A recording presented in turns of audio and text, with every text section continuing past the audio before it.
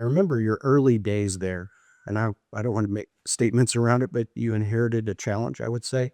How did you tackle that challenge and evolve to what Stanford is today, like a wild success story by any measure? How did you get from point A to point or you're not point B, point K, whatever that is. Yeah, great question. Wow, Eric, you're definitely taking me back on the memory lane here.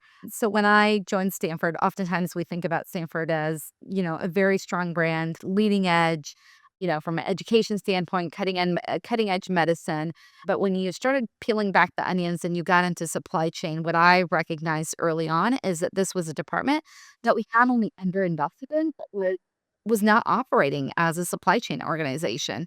Everything from the fact that half of our organization was outsourced. We didn't have functions like master data management. We didn't have a category management team. We didn't really have sourcing. We had buying. Required me to take a huge step back and really start thinking about what's the infrastructure? What is my long-term goal of what I'm trying to accomplish? Who am I trying to service? Because I had to address the fact that every single day I was getting calls from nurses, from leaders about, I don't have the basics. I don't have product XYZ to care for our patients. And so, really thinking about the architecture of how the department needed to operate was my starting point, the infrastructure. Then looking at the leadership, the people. Who do I have? What skill sets do they have? Where are the areas where we don't have those skill sets? And then third, what resources do we have? What tools do we have to ensure that our teams can be successful? And the fourth concept I'll talk about is I can have the best idea and the most grandiose vision or strategy, but it's not going to matter until everyone's aligned.